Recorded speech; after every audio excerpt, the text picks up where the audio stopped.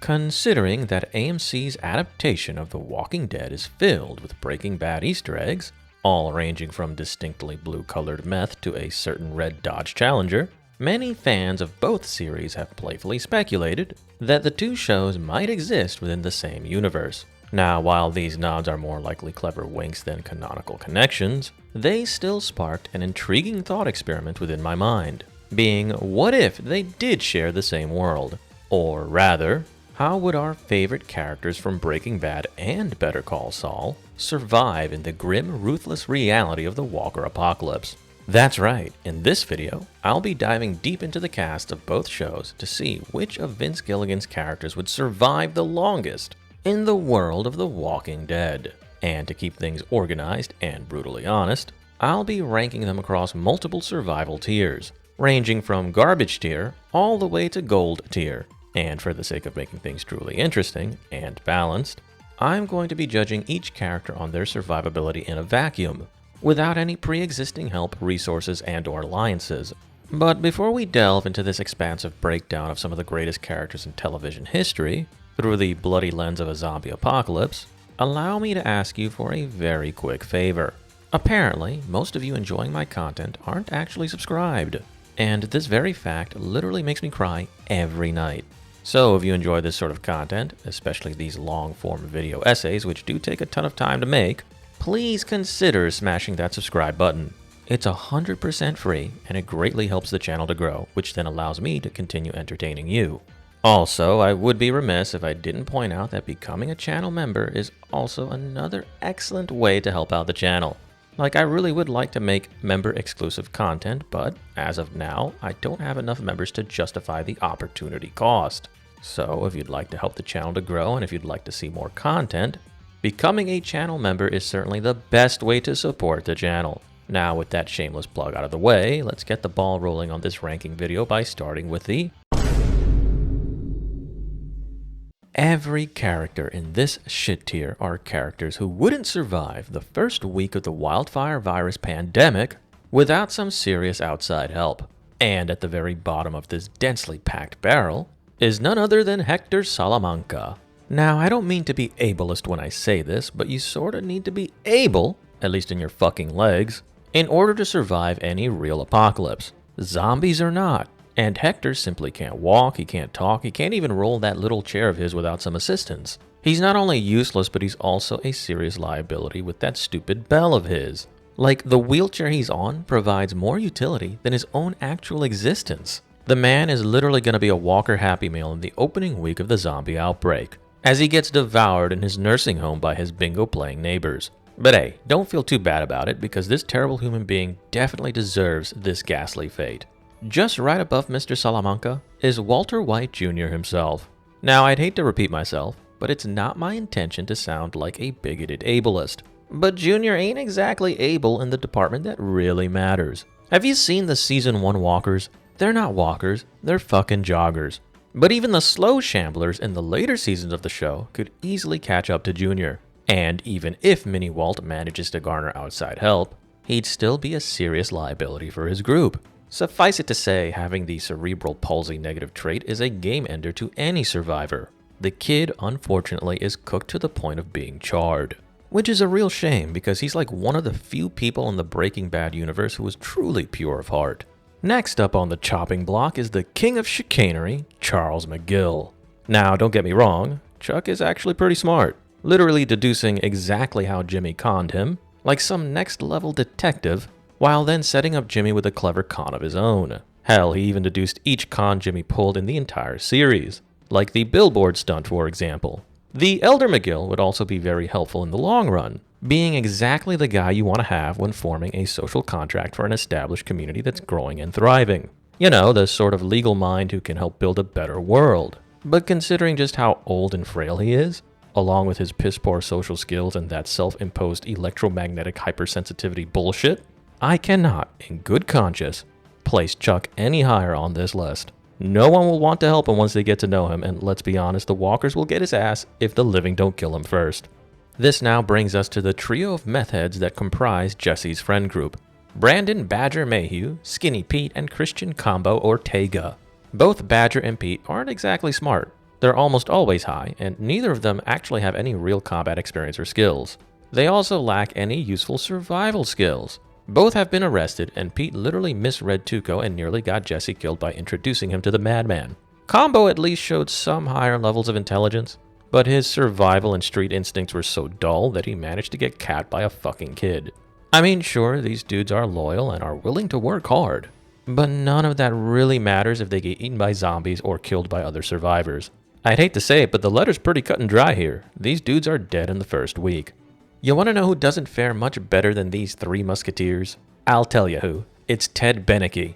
The guy isn't very smart, and he legit paralyzed himself in the show's greatest own goal. The guy is a total negative IQ bitch with zero street smarts. In fact, the only thing he has going for himself is a decent degree of charisma, but it's not really enough to save him. No doubt this simp becomes a mere statistic within the first week of the outbreak. Next up to bat is the queen of purple herself, Marie Schrader. She's a decent shoplifter and a radiology technician who likely has some first aid skills. But here's the thing. Despite being decently intelligent, she's basically just a less capable version of Skylar White.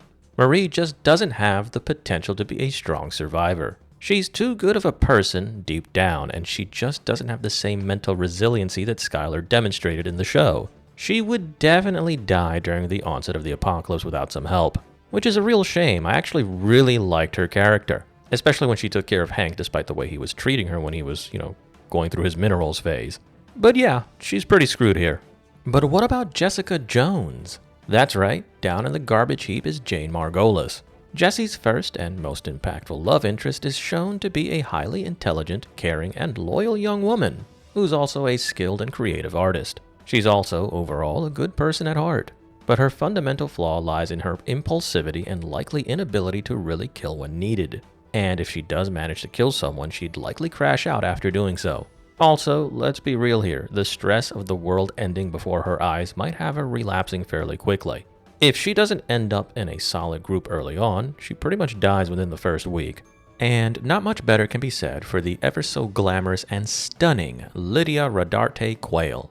Stupidly cautious, paranoid, but rather intelligent, Lydia has a solid foundation to work with. But this foundation, on its own, simply does not suffice for the Walker apocalypse. She's totally incapable of fighting her own battles, is easily intimidated, and lives a pampered life of luxury that makes her incapable of properly transitioning to a post-apocalyptic lifestyle, even within a safe and peaceful community. Lydia would seriously have to grow substantially as a person and survivor in order to survive longer than the initial outbreak. But if she manages to find a solid group, she might just make it pretty far. But given how weak of a survivor she is, and how unlikely she is to trust random strangers, I seriously doubt she'll get that opportunity before she gets killed by the undead or the living. And if she has her daughter with her, this only ends up exacerbating her already dire status on this list. That being said, even within the safety of a group, her paranoia might get her killed or exiled, which is basically a death sentence for her, because we all know she'd eventually backstab someone or pull an Otis on the wrong survivor. Up next is the most nuanced character in Vince Gilligan's entire franchise, being Huel Babineau. Better Fuel Huel is an excellent pickpocketer, has some street smarts, and is a solidly loyal dude. Aside from that, he's obese, borderline narcoleptic, not particularly intelligent, considering he was easily tricked by Hank, and he has none of the tools needed for survival, aside from being somewhat street savvy and morally gray. Now with the right group, he could definitely go far. But he'd have to get into a group to begin with, and I don't see it happening during the initial collapse of civilization, merely because I think he likely dies prior to being granted such an opportunity. Nevertheless, I still think his odds are better than the rest of the garbage tier. After Huel, I've got Gail Boddicker. Now allow me to keep this short and sweet, just like Gail's arc in Breaking Bad. The master of coffee and also the generational glazer of Walter White is simply too nice to make it in The Walking Dead. But he isn't stupid, and his knowledge of chemistry is pretty useful. As such, he'd likely outlast everyone before him on this list, but his death would ultimately be inevitable without some outside assistance. Be that as it may, standing at the very top of the ass tier is Howard Hamlin. This former drug and sex addict clearly has good cardio, as evidenced by his cycling photos showcased during his funeral, and he's also quite principled, intelligent, honorable, and a downright good dude. With that being said, Howard cannot fight very well, but is willing to do so if needed. Hamlin definitely has the potential to grow into an excellent survivor. But as he was in Better Call Saul, he'd likely die during the onset of the apocalypse without some help. But his physicality might just save him, just as his good nature might get him killed. This is sort of like a coin flip for me. He might just be in the bronze tier, but you know what? I'll let y'all decide. So this is where I'm going to go ahead and place characters who'd likely bite the dust within the first year of the Walker Apocalypse. That is, unless they get extremely lucky or have someone who constantly bails them out of trouble. And at the very bottom of this tier is everyone's favorite meth head, Jesse Pinkman. Now, let me be clear when I say this. Jesse definitely has street smarts, is definitely resilient, as shown when he worked for Todd as a slave for months, and he clearly has the capability to be resourceful and adaptable, while also being somewhat experienced with firearms and gang combat. Suffice it to say, Jesse has a decent resume. But unfortunately for Heisenberg's favorite son, Jesse has one fatal flaw, being his humanity. The very moment Jesse loses people he cares for, and the minute he has to kill people in order to survive, he'll begin to slowly collapse from within, before eventually crashing out and getting himself killed. The death of Jane nearly destroyed him. Having to kill Gale tormented him, and the poisoning of Brock literally made him lose his shit. Jesse has the skills to survive, but he lacks the mental and emotional constitution to survive in a world like The Walking Dead. In order for Jesse to even have a chance at surviving in the long run, he'd need people to keep him grounded and disciplined.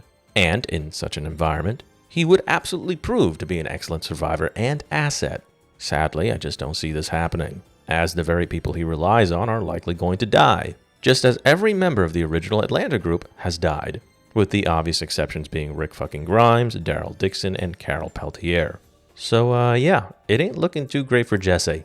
Now, where Pinkman suffers from being burdened by his humanity, our next character is cursed by his complete abandonment of it. Sitting just above Jesse on this list is Tuco Salamanca. He's clearly an experienced fighter, clearly unafraid to get his hands dirty, and he clearly doesn't mind killing anyone.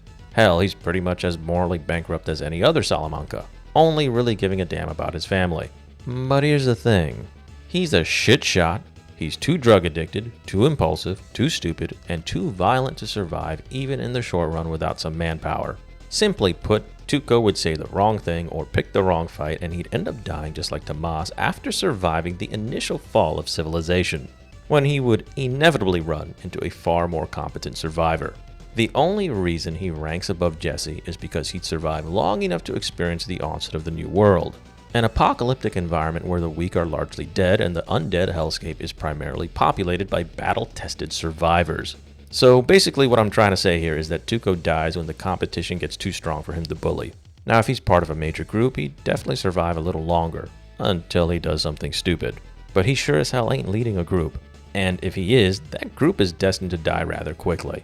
Up next is a character who may just surprise you. It's Skylar White, yo! Yup, that's right, I'm placing Queen Bee herself above Jesse and Tuco, precisely because she's more intelligent than them, while also being more balanced than the two men. Jesse is too light-sided, Tuco is too dark-sided. Skylar is greater than either of them, being willing to do what she needs to do in order to keep herself and her family safe, but she also has clear moral limitations. Mrs. White is also more emotionally resilient than Jesse, while being more controlled than Tuco. She's also a crafty manipulator with satisfactory social skills. Oh, and one big quality she possesses, which many might overlook, is that she clearly demonstrates leadership potential. As such, Skylar absolutely has the potential to become a strong survivor, and I'm fairly certain she'd find a group to survive with. However, her lack of combat skills, survivor skills, and her suboptimal physicality leads me to believe that she'd likely die eventually, even within a group, when shit hits the fan in a big way, precisely because in the worst case scenario, she needs people in order to truly survive. But if she can avoid such a fate, I can see her surviving for quite some time and maybe even developing into a long-term survivor.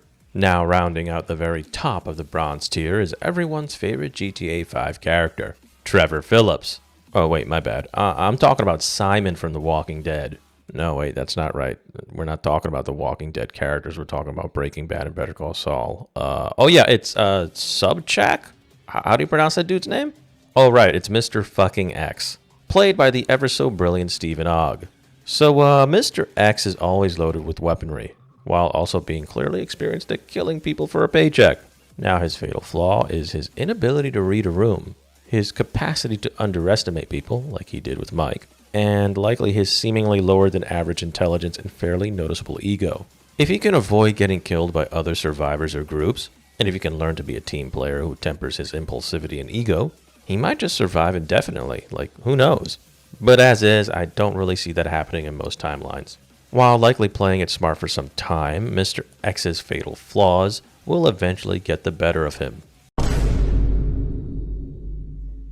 The characters at this level of the game are likely to survive roughly 1 to 2 years in the world of The Walking Dead, with many possessing the potential to last indefinitely if certain factors come into play.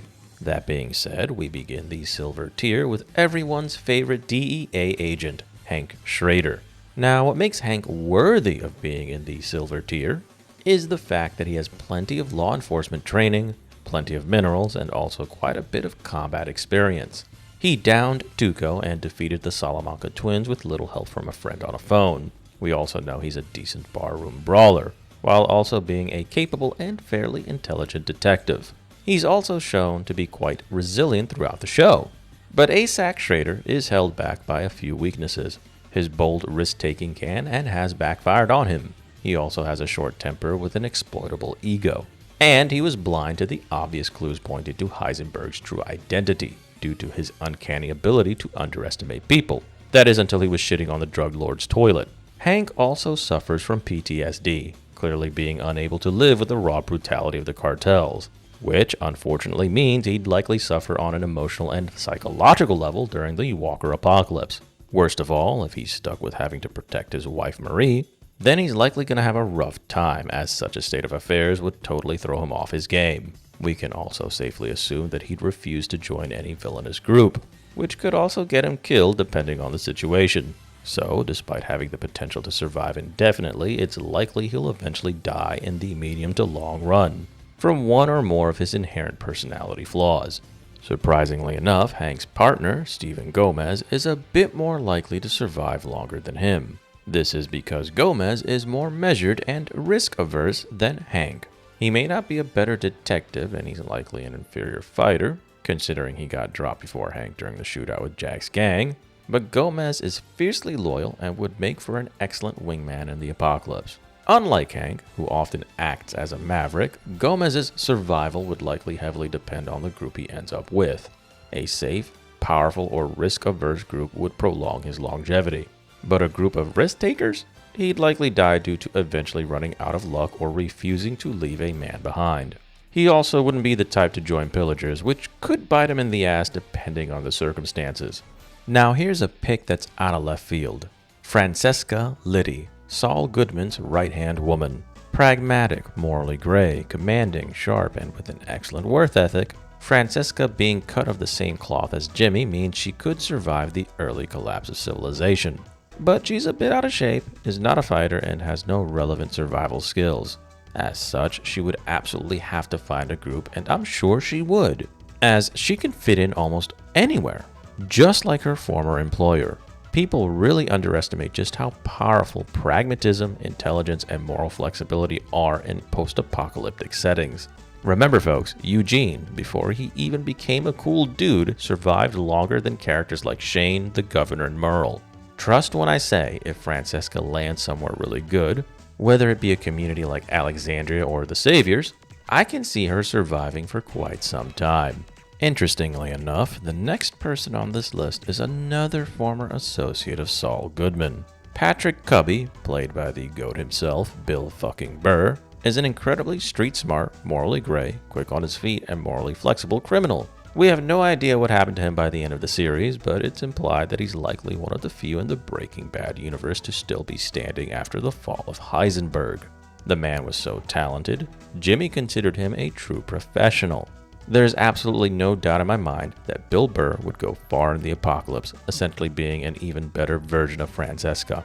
Be that as it may, none of Jimmy's former associates are as capable as the younger McGill's love interest, Kim Wexler. She's unbelievably intelligent, mentally resilient, hardworking, brave, resourceful, persuasive, and excellent at being deceptive. Kim is, unsurprisingly, quite similar to her ex-husband Saul Goodman. But unfortunately, she suffers from some clear and notably fatal shortcomings. She's not as morally gray as Jimmy. She's not as charismatic as Saul. She's not the chameleon that Jimmy is, and she doesn't have the same stamina feats demonstrated by her ex-husband. She is, however, shown to be more willing to make more difficult choices, like when she was clearly willing to kill Gus in order to save Jimmy from Lalo, an act I seriously doubt Jimmy would be capable of, at least not until some time into the apocalypse. That being said, Kim's true flaw is that she'll eventually collapse under the weight of her own guilt, something Jimmy could only do for Kim. She's also a bit more impulsive than Jimmy at times, mainly because she took much longer than Jimmy to acknowledge and accept her true self. She is, however, one of the few women on this list that wouldn't need to rely on a man in order to survive past the initial collapse of civilization. And until she collapses under the weight of her own self-loathing, she'd likely survive not only as a fighter, but also as an intelligent survivor and team player. Hell, she might last long enough to make it into a safe and sustainable community, where she'll then be able to grapple with and conquer her self-hatred. That is until she has to get her hands dirty again. Now here's another pick from left field, being Domingo Crazy 8 Molina. Yes guys, I know, he got cooked by Season 1 Walter White, but we got to see him in action during Better Call Saul, and I gotta say, the guy is a real sleeper. He's actually decently intelligent with great survival instincts. And we also know the dude is more than willing to kill in order to survive. He was intelligent enough to avoid any issues with Tuco, smart enough to partner with the DEA without ever blowing his cover, and was also nearly capable of convincing Walt to let him go. Had it been Jesse, he might have succeeded. Crazy 8 was also resilient enough to run away after having his lungs fried by Walter, only really getting caught because of sheer luck. Domingo would likely survive for a good while, eventually joining a strong group. And when shit hits the fan, he seems like the type to bail when needed. But the fact that he underestimated Season 1 Walt means he's capable of doing the same with other survivors and even the undead. And this would, at some point, get him killed. So, please don't kill me in the comment section for this next placing, because I know this ranking is going to upset some viewers. But the runner-up in Silver Tier is the single greatest villain in Better Call Saul, being Eduardo Lalo Salamanca. This uniquely terrifying member of the Salamanca family is profoundly charismatic, while also possessing amazing survival and combat instincts. He's also a noticeably intelligent man who's quite the detective.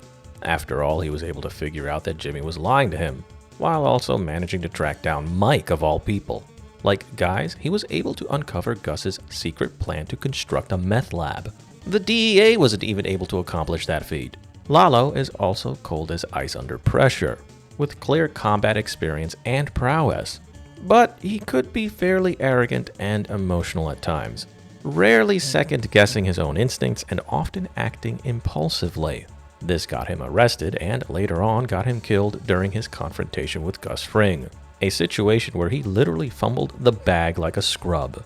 As such, Lalo could survive nearly indefinitely as the leader or enforcer of a community or gang.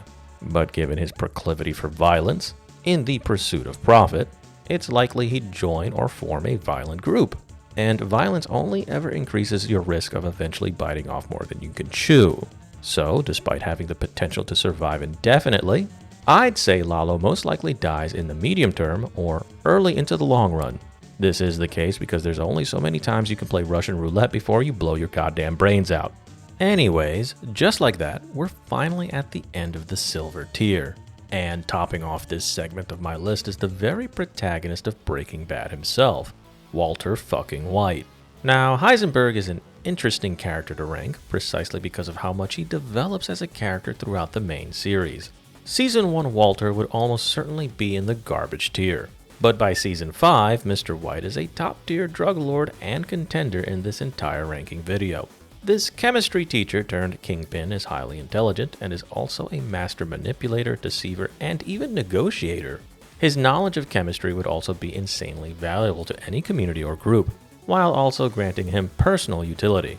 We know he can engineer traps, bombs, chemical weaponry, and toxins, while also being somewhat adept with electronics.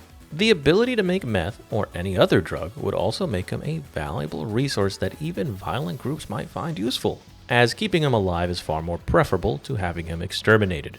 You know, the whole people are a resource gimmick. Nevertheless, Walt has some notable weaknesses that prevent him from ascending into the gold tier. He's physically frail, as shown when he got bodied by Jesse in a fight. He also suffers from being burdened by a massive, nearly debilitating ego. Gus was absolutely right to say that he is not a cautious man because Mr. White is a recklessly egomaniacal risk-taker. If not for the likes of Mike, Jesse, and Saul, Heisenberg would have either died or been imprisoned many times throughout the course of Breaking Bad's story. We also know that without his family, and without a meth empire or power and status of some kind, Walt would become an emotional mess. As such, Mr. White dies in the medium term to long run, but he absolutely has the potential to last indefinitely, if he can somehow manage to control his ego and temper his risk-taking. Oh, and if it isn't obvious by now, I'm making Mr. White cancer-free for this ranking, as cancer would really drop his standing in this video. Cause, you know, it'd fucking kill him pretty quickly. And that's just boring and uncool. Alright folks, we are finally here.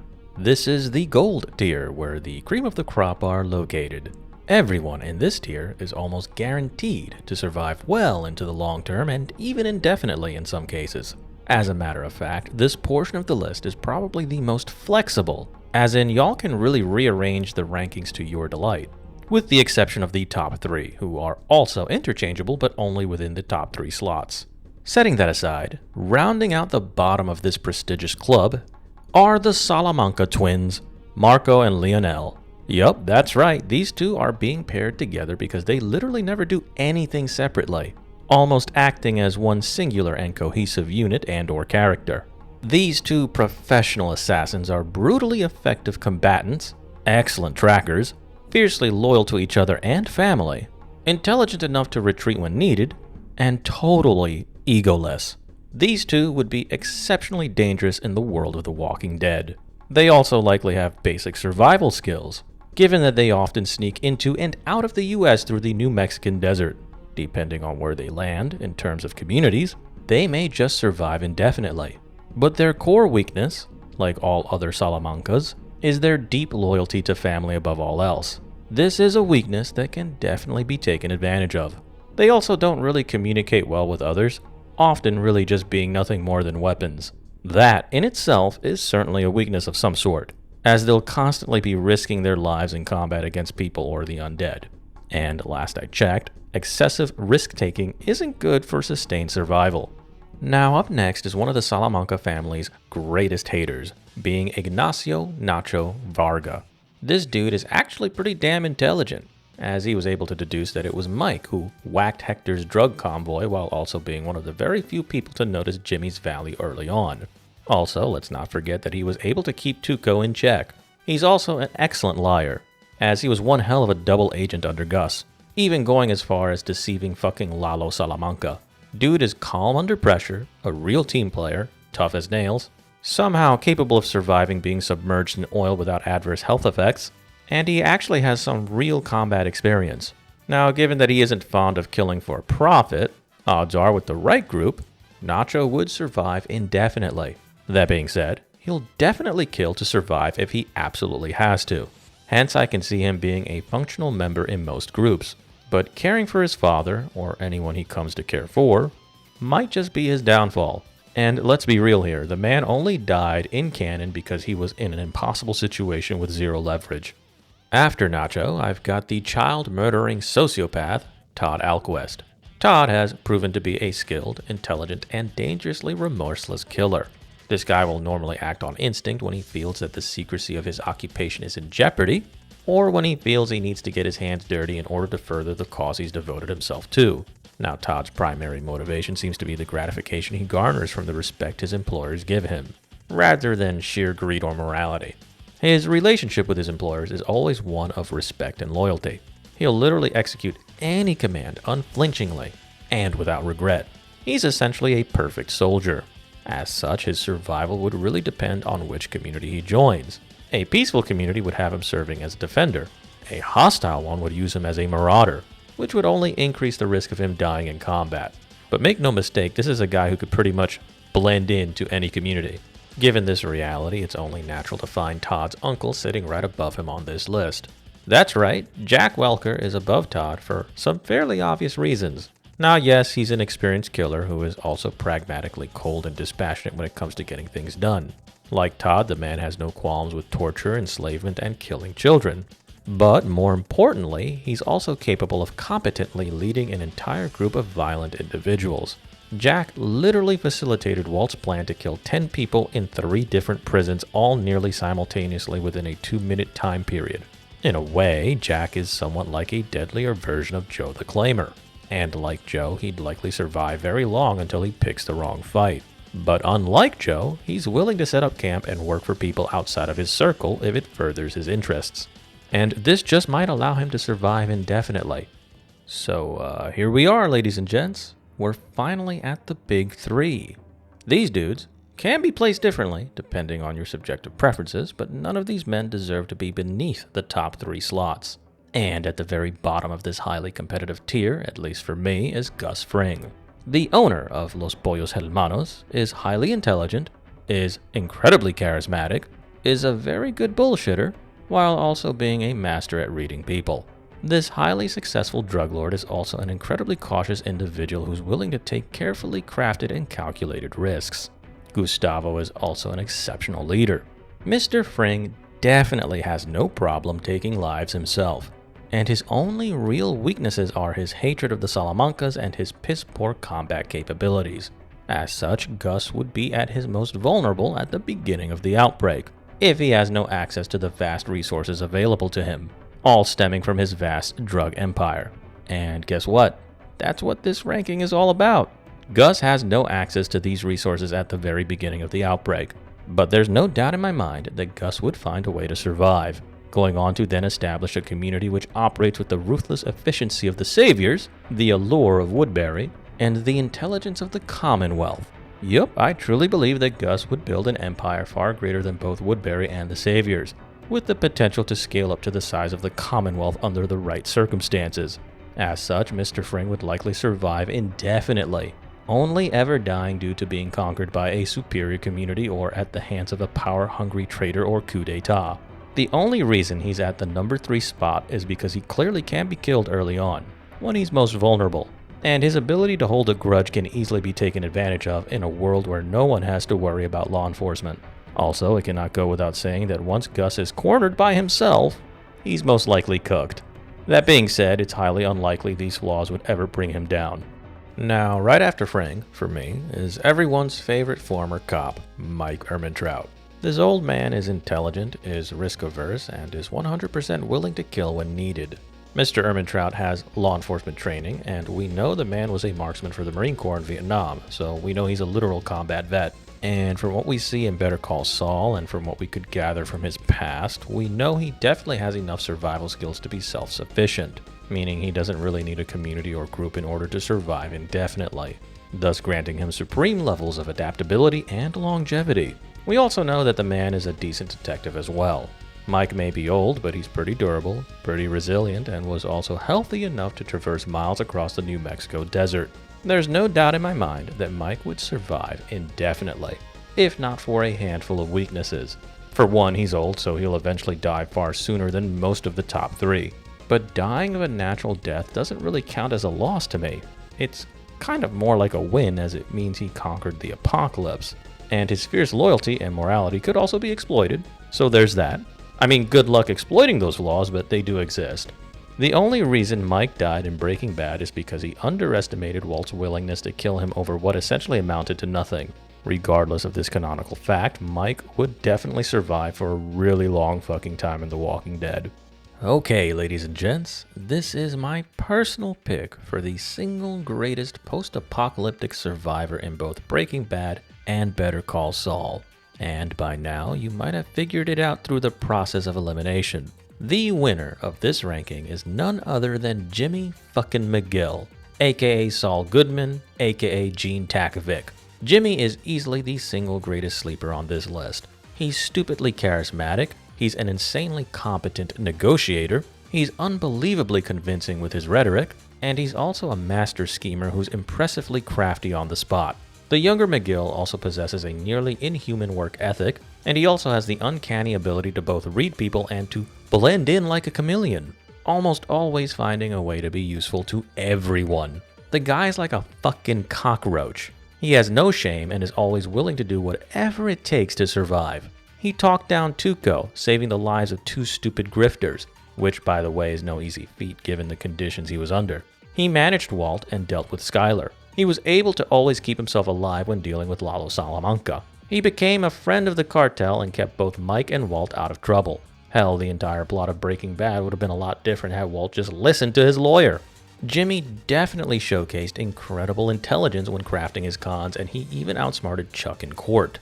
Saul also showcased impressive stamina when he hauled heavy bags of money across a desert for hours.